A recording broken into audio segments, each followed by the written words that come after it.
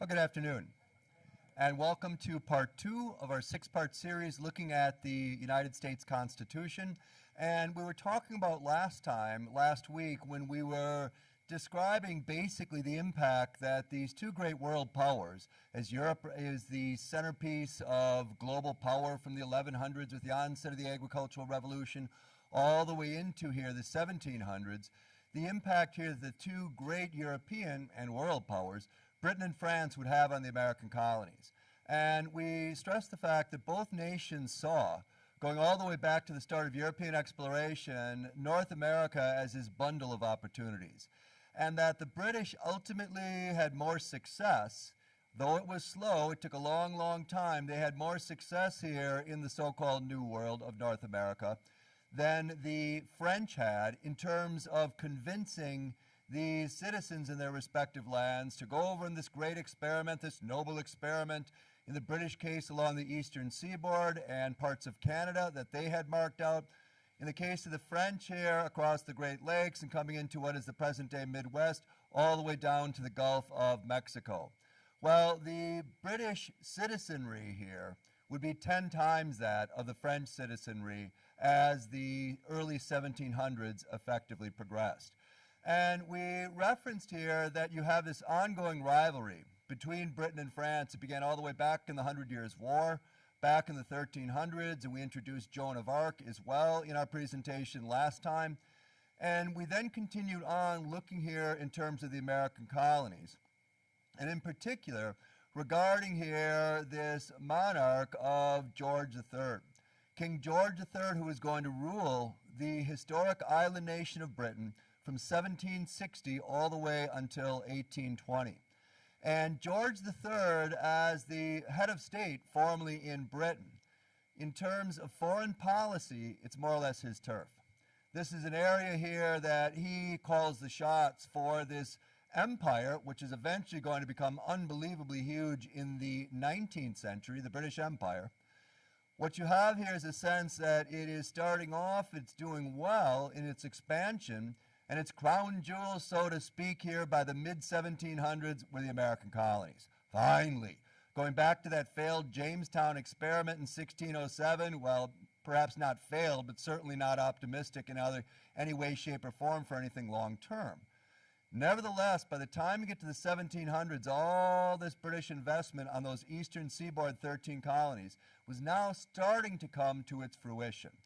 We introduced last time as well the French and Indian War, as you have this struggle between Britain and France as to who is going to have a more prominent say across the North American continent. Well, what you have with George III, what you have here formally with George III is an individual who is going to receive, quite frankly, a very, very bad rap going back to colonial America. And much of it has to do with the fact that he's pretty much the lightning rod for criticism across the board. You have here somebody who, as the king, is a king of this island nation of Britain. First and foremost, when he comes to power, and for years to follow, he has this deep insecurity complex, an inferiority complex would perhaps be the best way of describing it. Second of all, he's an individual who is very moody, very, very arrogant, stubborn, certain that at all times God was with him. Now, he's not a divine right monarch, not in any way, shape, or form. We introduced divine right monarchy, we looked at Louis XIV last time. He is, in essence here, though, George III, someone who is going to scorn upon Parliament. He has no respect for Parliament, this legislative assembly in historic London. He refers to them, or the members of Parliament, as his tools.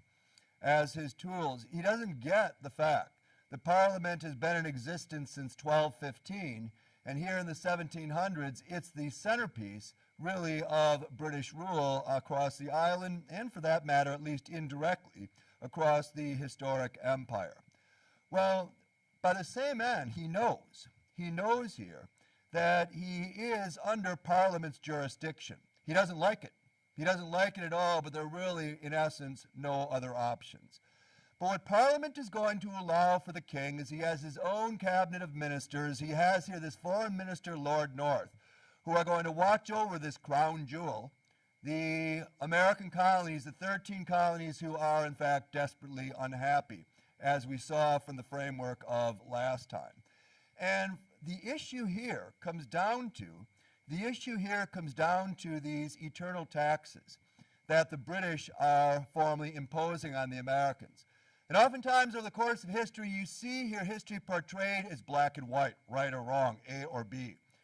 Well, the reality, though, is it's more often gray than anything. And from the colony's perspective, their attitude here is no taxation without representation, and our independence, our freedom, our liberty is being used and abused here by the English crown, in particular by George III. And this needs to come to an end. As far as the British were concerned, here, the French and Indian War, yes, it was a victory, and the American colonies helped us defeat the French here in North America, as well as countless Native American tribes. But these colonies are going to need more and more British protection. We're going to triple the size of the army here in the American colonies to protect them from these Native Americans. Because the Native Americans are very angry that the colonies keep taking more and more and more of their turf, and now they're moving into the Ohio Valley. It's not safe. By the same end, you're going to bring in greater levels of government here because you have a growing population. Granted, the population here of the American colonies by 1770 is only about 3 million. And of those 3 million, 25% of those 3 million are in fact slaves. But you have here, nevertheless, the writings on the wall. The British know they're going to lose the American colonies. They know this. But they want to hold on to them, if at all possible, until the early 1800s. Well, the American colonies are demanding representation on the floor of the House of Parliament. In the House of Commons is what they are focused on. No taxation without representation. George III had been someone who was sympathetic to the colonies. He really didn't want them taxed. He didn't see any need for it, at least not at this time. But once the Boston Tea Party takes place, he loses all sympathy. He loses all sympathy. The two sides here are in fact formally at an impasse. And what happens is in 1775, the American colonies are going to, in essence here, establish a great act of treason. 1775, the American colonies introduce, as we saw at the conclusion of our last presentation, the Continental Congress. In other words, the Americans are saying we have full control over our 13 colonies, not the British. We do not recognize British rule from this time on. And this is risky. This is very, very risky. And what the American colonies expected here at this moment of the crossroads, effectively, is they expected George III and his foreign minister, Lord North, to go completely ballistic and to send over here the British forces, many of whom are already there on the ground in terms of protecting the colonies, but send here countless more and put an end to this rebellion. Crush it 100%, right out of the gate. What do the British do? They do nothing. They act as if it hasn't even happened. Now, ultimate jurisdiction here, as Parliament is looking to George III, foreign policy, they're seeing this as more or less his turf. He sees it as his turf as well, but he's not exactly sure. He is not, in fact, exactly sure as to what to do. Well, this confuses the colonies. As 1775 passes onwards here to 1776. What the British have with the introduction of this Continental Congress is they have here a choice to either, in essence, go at this 100% and crush this rebellion, or let the colonies go. Let them go. Yes, it's disappointing, it's upsetting, but we're going to lose them anyway by the early 1800s, so what's the difference? Is this really worth fighting for them? Is it really worth it at this time? So you've got option A, you've got option B. What do the British do? They take option C, which in essence really isn't an option. They're not going to respond. They're in fact here not going to respond, at least not at this stage. Therefore, on July 4th, 1776, the colonies are going to make it abundantly clear, these 13 colonies, that they are no longer under British jurisdiction. And the Declaration of Independence will be effectively penned here by Thomas Jefferson on the 4th of July, 1776, the official date here for the birth of the United States. You could really say it was 1775 with the introduction of the Continental Congress. That is ignored. Now the American colonies are going to make this crystal clear. We are independent. We are engaged here in treason, and we are going to see this through the very end, our formal independence. Well, what you have here with Thomas Jefferson and his writing of the Declaration of Independence on July 4, 1776, he's going to author the vast majority of it, but Thomas Jefferson is a child of the French Enlightenment. And we talked about the French Enlightenment and these enlightened philosophers who are very concerned with their monarchy and this whole concept of divine right, Louis XIV. Louis XIV, who bankrupts here this nation of France with the building of this palace at Versailles. He sees himself as God's representative on earth, and he is answerable only to God. There's no legislative assembly whatsoever here in this nation of France, this great powerhouse, this great rival nation to Britain. Well, from the outlook of Thomas Jefferson, in particular, it's not just Voltaire and Montesquieu, but in particular here of these French enlightened philosophers who are demanding the French monarchy reform. Won't be Voltaire, Montesquieu, it will be instead Rousseau.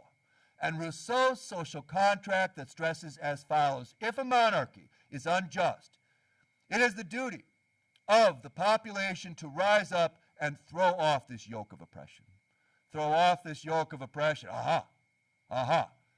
Thomas Jefferson, who's the ultimate Francophile, along with the vast majority of the founding fathers of America, he's going to see this here as the moment that he's got a strong case. George III here is an individual who has used and abused his power against the American colonies. No taxation without representation, so on and so forth. Therefore, it is our duty to join together to rise up and to throw off this yoke of oppression. Well, here, in the Declaration of Independence, the foundation of it is the French Enlightenment, which we had talked about last week. You have, for example, first and foremost, God made all men equal and gave all men, or all humans, the rights of life, liberty, and the pursuit of happiness. Second major theme here of the Declaration of Independence. Number two, the main focus of government is to protect these rights of life, liberty, and the pursuit of happiness. Theme 3 to Jefferson's Declaration of Independence. If a government tries to withhold these rights, the people are then free to rise up in open rebellion, overthrow this injustice, and set up a new government. It is our duty to throw off this yoke of oppression as American colonies. Fourth, George III in the Declaration of Independence. George III is going to be strongly criticized. And you have this here on the basis that what Jefferson is trying to do is he knows that there's a lot of first-generation British expatriates here settling along the eastern seaboard. They're Tories, second generation as well, and they're perfectly fine remaining tied to Britain. They don't necessarily want this new independent nation that most likely is going to fail in any aspect as far as they're seeing looking into the future. So in this case here, we need to formally not rebel. Well, what he's trying to do is he's trying to point out here to those who are on the fence, and there were a good many here in the American colonies at this time, that George III is really the root of the problems when all is said and done. And fifth and final, the biggest claim of all, the strongest here claim of all coming forth from the U.S. government, or I should say here, the U.S. founding fathers, is in essence no taxation without representation. You can't tax us here to astronomical levels and we have absolutely no voice on the floor of Parliament in London. Well, the situation now with the Declaration of Independence, it is 100% crystal clear what the colonies are up to. They are flaunting it. No doubt about that, no doubt whatsoever. And in this situation here, now the British know they have no choice but to respond. But still, This is July of 1776. And what George III, Lord North, should have done is they should have now gone with reckless abandon. They didn't do it in 1775. Now you've got 1776, and these American colonies, they're flaunting it. So what they should do now, if they're going to fight this, is go completely ballistic. They're not going to. They're not going to. They're not going to ignore it. They're not going to ignore it. They're going to start sending troops, more and more troops across the Atlantic Ocean in more of a begrudging fashion. But what they will set up here by 1777, what they are going to set up here is a very, very wise move. It's a bit of a chess game. A chess game that if you're looking at this in the outset, the American colonies have no chance. They're going to get crushed. Ben Franklin himself is convinced we have no other options, but we are going to lose. We are going to lose. He's not stating this publicly, he's stating it privately. You have here a situation that Britain has, arguably the most powerful nation in the world. I'd say it was at this time in 1776, 1777, with France a very close second. But Britain has, without a doubt, the world's most prominent navy. And what the British are going to do here as a war objective, and they'll have it fully in action by the spring of 1777, is they're going to take the mighty British Navy and they are going to completely blockade the entire eastern seaboard. You're not going to let anything into the American colonies. You're not going to let anything out. It's not just going to be like what had been a few years before when they closed the Boston Harbor, and you have here the quartering. You're going to have British soldiers going into homes of Bostonians, staying there for the time being, destroying here the Boston economy and the larger economy of the colony of Massachusetts. What you're doing now is you're going and setting the stage to starve, in essence here, starve the 13 colonies into submission. By the same end, you are now bringing in more and more British forces. 1777. But the irony of this is something, if you were going to do it, should have been done in 1775. Hit the ground running. Because what you've allowed for here, island nation of Britain, is you've allowed for the Continental Army, this ragtag group, for use of a better phrase, under the leadership of George Washington, who fought here on the side of the British, of course, in the French and Indian War. You have allowed them, they've been able to buy time to actually raise an army, to train here soldiers from these different colonies. So in this sense, what adds to it is the fact that it's not Washington doing all the training. He's a good soldier, no doubt about that, but the training is coming exclusively from the French, vive la France. The French are arriving here, French officers, people like Lafayette and countless others, who are training the American soldiers. Why is this key? This is key because France has, without a doubt, the greatest army in the entire world at this time. No doubt about it. Britain has the best navy, second best army on planet Earth. Here in 1777, France has the best army, second best navy. And what the American colonies realize, what they realize here, Ben Franklin, George Washington, Thomas Jefferson, the list goes on, is that if they have any chance whatsoever of emerging victorious, they need to have the French on their side. Because without France, without French direct military intervention, the American colonies are doomed to fail. They are doomed to fail. Because what the American colonies know will happen is if they can drag the French in, and they know the French hate the British with a passion, they all know that, no doubt about that, crystal clear. This rivalry had gone all the way back to the 100 Years' War in the 1300s, and it's even more intense now in the 1700s, and the fighting is carried over into the New World, into North America. But the American colonies know if we can get the French in this war, if we can get them in, the French Navy is going to be able to lift this blockade. The British are not going to be able to continue here this blockade that is going to strangle us into submission. Not a question of if, it's a question of when. And number two, with French armaments, French military assistance, French soldiers, holy mackerel, we could win this. We could win this now. And what the Americans will do around the French is, of course, be eternally grateful, which they should be, And the French here are being wooed by the Americans to get themselves directly involved in this war. This is a perfect theater. Remember, you lost the French and Indian War? It was very painful for you French. However, things can change. We're independent. We could set up a strong alliance with you. Here in North America, together, they can have Canada, but we can be this bulwark against British expansionism throughout North America. Sound appealing, doesn't it? Doesn't it? There's hope for us. Well, the Americans are this small colony. And the French, from their standpoint, it's tempting. It's tempting. They're always at war against the British. British are always at war against them, either directly or indirectly. And here's yet another theater. Here's an opportunity to perhaps even embarrass the British. But the French aren't convinced that this Continental Army, this American ragtag group, so to speak, can actually win against the British. So what the Continental Army realizes here as the American Revolutionary War effectively begins, technically it's considered 1776, it really doesn't start heating up until 1777 in a major fashion.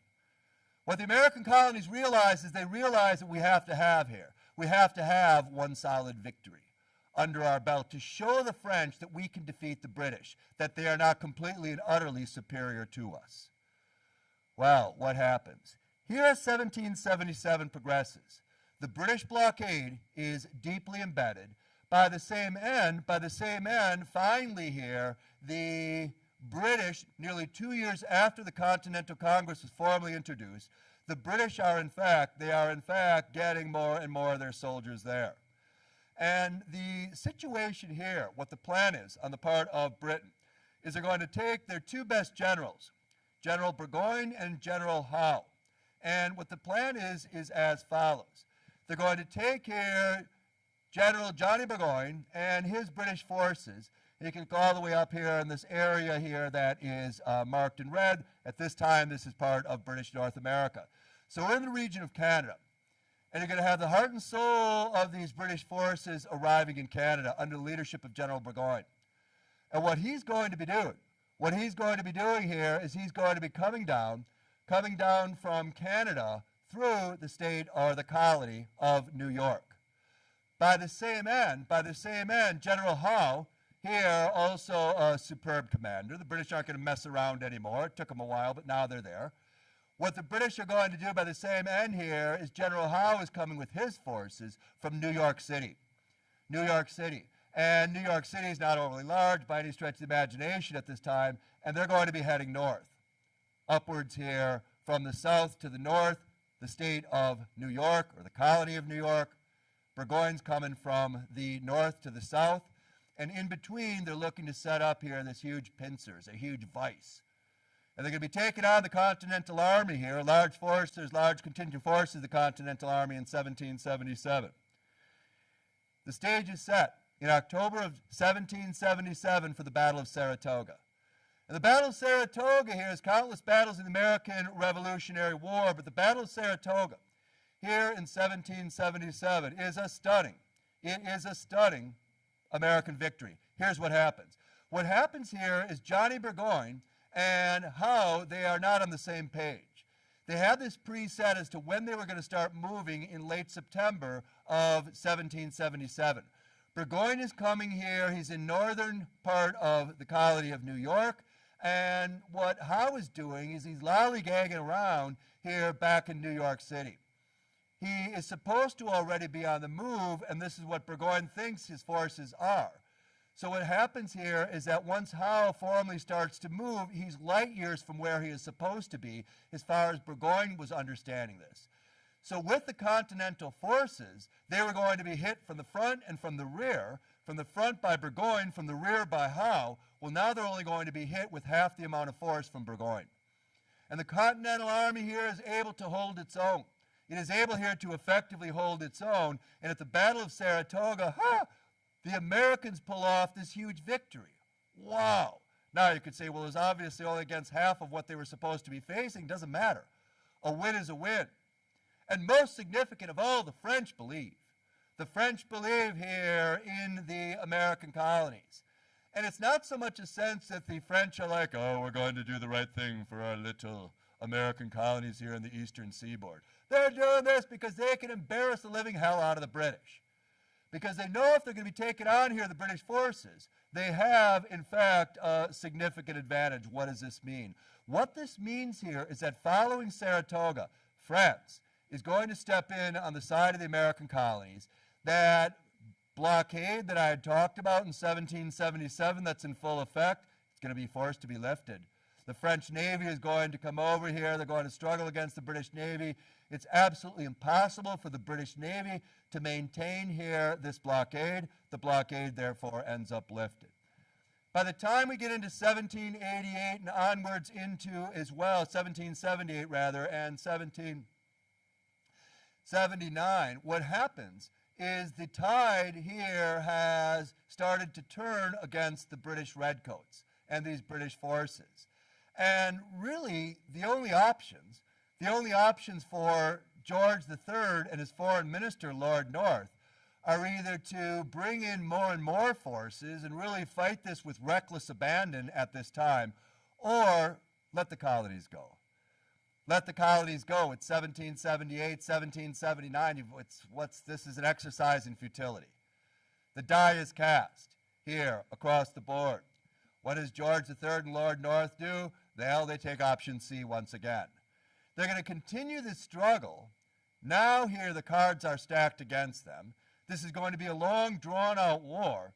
In a long, drawn-out war that ultimately they cannot win. That ultimately here they cannot win. And in 1781, in the colony of Virginia, on the coast, you have the final major battle. You could take an entire course in college on the American Revolutionary War. This is obviously the Cliff Notes version of it. What you have here in 1781 here is at the Battle of Yorktown. George Washington and his Continental Army has effectively cut off General Cornwallis of the British forces. And what happens here is the war is going to come to an end. Not officially, because what you have to have here in terms of the traditional rules of warfare set in historic European civilization is you have to have a peace conference. You'll have a ceasefire first, a peace conference. It might be a year, 18 months, 2 years before all is, in fact, officially said and done. In 1783, the Treaty of Paris, another Treaty of Paris, the Treaty of Paris will be effectively signed. And here, in what the British would refer to as the war in the colonies, the Americans refer to it as the American Revolutionary War, comes to an end. It comes to an end. And these 13 colonies who pulled together, temporarily at least, saw this through, thanks in large measure to the help, direct intervention of the nation of France. Without France, the Americans would not have prevailed, no doubt whatsoever.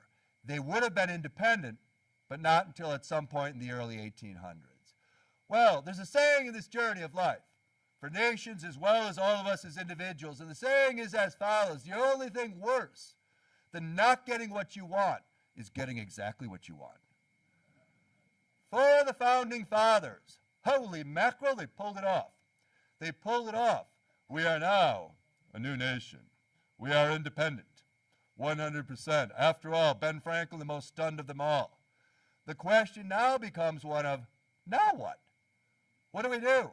I mean, in essence, it was nice to some degree to have the upper hand of Britain to kind of watch over the colonies, with all these different levels of government, military protection, etc. And now what's happening here is we're on our own. The umbilical cord's been effectively severed, and here we are. What do we do? What do we do?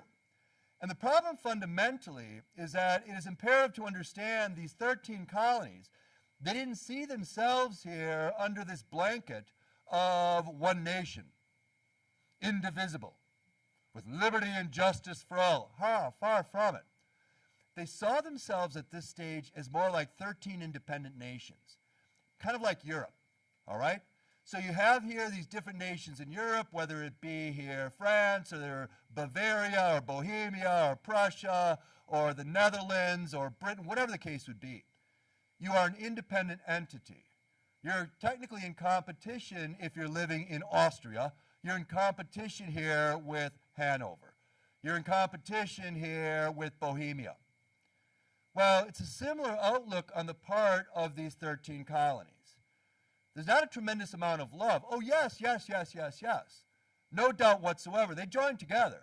They joined together here as best they could and saw this independence movement through.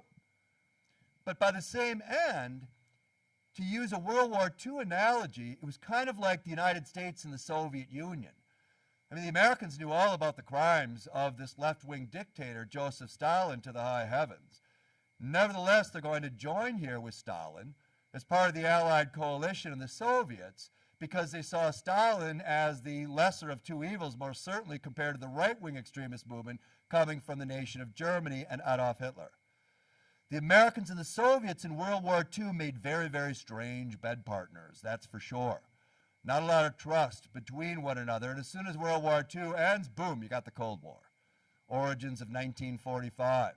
The same year, of course, that World War II comes to an end. Well, here, in this situation for the American colonies, it is a similar outlook, And you have the fundamental problem, to make crystal clear, is of these 13 colonies, you've got three who represent the heart and soul of the movement. They're more than 50% of the population. The big three: Virginia, Pennsylvania, and Massachusetts. Those big three colonies represent well over 50% of the entire population of this new nation, the United States. Over 50%. And as far as they're concerned here, we are going to be driving the apple cart into the future. We're big, we're bad. You smaller colonies, you have us to thank for the valor, for our bravery, the courage that we showed against those mighty redcoats. You have us to thank. And in this situation here, it made sense, but the last thing these other 10 smaller colonies want is to go from being dominated by the British government, dominated from Parliament, or dominated from Lord North and George III, whoever, to now being told by the Pennsylvanians, or the residents of Massachusetts, or the Virginians what they can and cannot do, just because they have a larger population. Well, as far as the three main colonies are concerned, we are more important. We matter more. It'd be like in the present day, New York saying to Wisconsin, we are more important than Wisconsin. You know what? New York's right. It'd be like California saying to Wyoming, you know what, Wyoming? You're a tiny little state. Smallest state here, certainly one of the smallest states in the entire union. You don't matter. Certainly not as much as California. And you know what? California's right. Well, Wyoming wouldn't want to hear this, and Wisconsin wouldn't want to hear this either, but in fairness, it's true. The larger states here are going to represent the foundation moving forward. And as far as the larger states are concerned, that makes perfect sense. As far as these 10 smaller colonies are concerned, we want nothing to do with this. We're very happy in Georgia or South Carolina completely and entirely on our own. Well, you have in the Continental Congress, in the time of the Continental Congress, you had this governing body that comes into effect. It comes into effect in 1775, and it was a governing body that really is set up to prepare for war and to continue here onwards for war all the way through the successful conclusion of the Battle of Yorktown. So, in this situation here, the Continental Congress, it's more of a war government. We have to survive, we have to win, we have to emerge victorious, mission accomplished. Number two, now second of all, independence has been achieved. So where do we go from here? Independence here has in fact been formally achieved, so where do we go from here? Well, adding to this, they recognize this Continental Congress, it's pretty inept, and it needs here some significant alterations, or it may even need to be scrapped completely. By the same end, you have here going onwards into the war, the Articles of Confederation. The Articles of Confederation. In fairness to the American colonies, they were just kind of like flying by the seat of their pants, and I'm not being at all critical. There was really nothing else for them to do. They are being invaded here, 1777, everything changes. You've got this British blockade, you've got this fear, what if the French don't help us, and the French will help. But by the same end, your focus here is the light at the end of the tunnel, and that is independence. Freedom here from British rule. Well, you've achieved that. And you have these Articles of Confederation. What the Articles of Confederation did, they were established in 1777, continuing on here throughout the 1780s. The Articles of Confederation, what they have here is a centralized government that is ungodly weak, unbelievably weak. And really the power here in the Articles of Confederation rested with the 13 independent individual states. They were far more important than any form of collective or unified or federal government. So here in this situation, as I referenced, the 13 colonies see themselves as these 13 independent nation states. Comparable to that is a European framework would look. Their own borders, they may disagree on the borders, etc., especially as you're moving further westward, how far you're going to push this into the future, because you'd like to just keep going as far as possible. It'll further enhance the population, the wealthier of the respective states, etc. But the powers that be recognize that the Articles of Confederation are useless, they're hopeless. And what you need instead is a strong central government, a strong federal government. Well, the Articles here, the Articles basically of Confederation as part of the initial government here in the United States receive little respect from the state governments. In other words, if the Articles are going to put forth a proclamation to the state of Massachusetts and Massachusetts doesn't like it, doesn't have to do anything. Doesn't have to do a damn thing. And in this sense, there's no real way of enforcing your decisions. It's oftentimes pointed out the United Nations in the present day. The United Nations will issue all sorts of resolutions and proclamations. If you're a stronger nation and you don't like it, ignore it. UN's not going to do anything. It's a similar situation here. A similar situation here back in colonial America. Second of all, they could not tax. They could not tax the states without the state's permission, and the states aren't going to give them permission to tax them. We pay state tax. We're not paying any sort of Article of Confederation tax. It's not going to happen. There was no way of regulating trade. No way here to regulate trade for the Articles of Confederation. So what you're having here is these states are constantly disagreeing with each other because they are, first of all, they have completely different currencies. They have their own state currency. There's no federal currency to speak of. And second of all, they are going to have all sorts of tax forms if you're doing here work across different state lines, etc. They impose their own taxes. Sometimes they're super high, sometimes they're not. And it's creating chaos, a lot of anger, a lot of dysfunction. The Articles of Confederation have no control over this either. Next, they could not conduct foreign policy. This is absolutely huge. They couldn't conduct foreign policy. What's recognized here, in the immediate aftermath of the American Revolutionary War, the Founding Fathers are stressing here because they're like, okay, first order of business, we got to get ourselves a navy. We don't have a navy.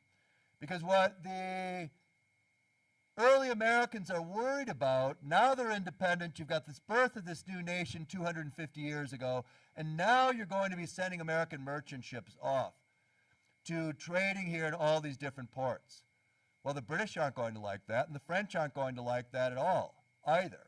So you have to be able to protect here. The Spanish won't like it. The list goes on and on and on. So you've got to find ways here of protecting Americans at sea. We have to have a navy. Well, there's no way the states are at all interested, especially the smaller states, in financing a navy. Go talk to Massachusetts or Virginia or Pennsylvania. They're doing the bulk of the trade overseas, not South Carolina, I'll have you know. We're not paying for it. Any sort of foreign policy, the Articles of Confederation here, this initial government has no control. Finally, and perhaps most significant of all, what you have here is the states are demanding collectively, one state, one vote. One state, one vote. If you want us to stay on in this new nation, the United States of America, as it's being called, well, in this case, we do have one major demand, and that one major demand is going to be 13 states, 13 votes. The smaller states, every single one of the 10 are on board with this. No exceptions. We are not going to be bullied. We are not going to be pushed around and told what to do by Virginia or Massachusetts or Pennsylvania. Thank you very much. You've got some problems. You've got here some serious problems. And it's painfully obvious here with the Articles of Confederation. And the question becomes one, do we make them stronger or do we get rid of them entirely? Do we simply here get rid of them 100%? Well, the decision was made, and a very wise decision at that. Here, as the 1780s progressed in the colonies here, they're more or less spinning their wheels. They're now individual independent states, a lot of distrust towards each other, no doubt about that. And the decision is made here that a constitutional convention of sorts needs to be held. We can talk about the Articles of Confederation here in Philadelphia. Philadelphia was the prominent city in the United States at this time, not Washington, D.C., not New York City. It would be Philadelphia. Philadelphia initially was going to be the nation's capital. Well, Philadelphia here, the centerpiece of the major colony of Pennsylvania, what the plan is to have these states, all 13, send representatives here in May of 1787 to Philadelphia, and we're going to talk over what we should do. Because obviously, the Articles of Confederation, we either have to make them significantly stronger and have a centralized government of sorts instead of 13 minor state governments, or we have to get rid of the Articles altogether, start over from scratch. It's the only way forward here in this nation at this time that has a population of just under 4 million people. Well, here, for the Constitutional Convention, the opening date is set. It is set for May 25th, 1787. And the goal, the hope, the focus, the objective is to most likely write a formal constitution. A constitution that will continue, it can be altered if need be, but you want to keep it here, at least how the framers were envisioning this, the delegates. If we do end up with a constitution, we want to keep this as flexible as humanly possible. Okay? We don't want to here paint ourselves into any sort of major corner. Well, for the Constitution, there would be on the opening day, here, a total of 55 delegates. 55 delegates who, in fact, are going to show up. The vast majority of the colonies, 12 of the 13, will send delegates here in the opening salvo. Rhode Island will not. And the issue here, the concern here, is one of what is going to come forth. What will in fact come forth? Now you have some very prominent figures in American colonial history there, early American history. George Washington. George Washington, who had this flawless reputation for his ethics, his morality, somebody who was very, very soft-spoken.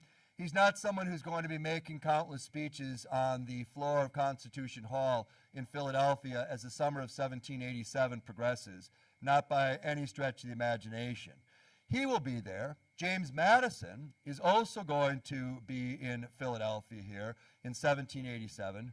Ben Franklin will be there as well. And it was decided even before the talks get off the ground effectively that George Washington here, this hero of the American Revolutionary War, head of the Continental Army, that he in fact is going to be the convention president. He'll be the convention president. Alexander Hamilton is also here. He is also present at the Constitutional Convention. He is a strong advocate of a federal government that has a good deal of power, far more power than what any state governments will have or even come close to. There were, though, a number of big names in early American history who were not there. And first and foremost, Thomas Jefferson. Thomas Jefferson was the American minister to France. He is off in Paris in the summer of 1787. John Adams will be absent as well. John Adams was the American minister to Great Britain. He's off in London. Others here who became prominent names at the time of the start of this rebellion against British taxation going way back, people like Sam Adams, Patrick Henry, and John Hancock, none of them attended. They were all local, okay? They were all here in the American colonies, now the American states. They did not attend. They did not attend because what they worried about is that what was going to happen here is would have a tendency or a trending towards a monarchy. And that is the last thing they wanted. We fought like hell to get here this yoke of monarchical oppression removed from us. The last thing we want is to go back to a monarchy, and they're convinced that's what's coming. That is, in fact, what is formally coming. Well, the issues here, the issues going into this, is first and foremost for these 55 delegates who are going to arrive from 12 of the 13 colonies. What you have here, first and foremost, is the state versus federal powers. There's a fear on the part of many delegates of a federal government being too strong in that it will start to simply dictate to the states what they can and they cannot do. It's better for us to remain more like the European states, almost as these individual countries with some sort of loose blanket, stronger than the Articles of Confederation, but not a strong federal government, as far as many of these delegates were concerned. Number two, executive power. Executive power. There was this talk already that what you're going to have overseeing a strong federal government would be a chief executive or a president. And the issue here that many of the delegates had, as too is the case with many founding fathers, one of the major concerns is that you're going to have a document that's fairly flexible and needs to be active here or treated in terms of good faith. And the concern was the rise of a demagogue who could basically destroy this new republic. Because if the person here, the chief executive, is not going to act in good faith, he could end up trampling on the other levels of the centralized government, the federal government, and in this situation, it could become even more dysfunctional, even worse than what the Americans had experienced at the hands of the British. Second major concern, second major issue. The third major issue here, heading into the Constitutional Convention, slavery. Slavery. As I referenced before, 25% of the population here of the United States, roughly, were in fact slaves. Slaves are considered property. They are not considered human beings. And what you have is a sense that for the southern states, slavery is the foundation. It is the foundation here of their economy. That's where the vast majority, 90% of slaves reside, are in the southern states here along the eastern seaboard. And Virginia was the largest slaveholding state of them all at this time. And in this situation, what the southern states want is, if we're going to be counting heads for population, we're going to count the slaves as part of the human race. We want their representation. Why? Because in a situation that most likely there's going to be some sort of legislative assembly or assemblies coming forth, the more people we have, the larger the representation we're going to have in this central government. Makes sense. However, if it is the opposite, by God, no, these are not to be counted. These are not human beings, these are property. This is property, plain and simple. The elephant in the room here at the Constitutional Convention is the institution of slavery. And the Americans as a nation here, this new nation, is already being mocked because of its large slave population. It's hideous, it's appalling, it's disgusting, it's morally wrong, etc. And this new nation, with all its pomp and circumstance, all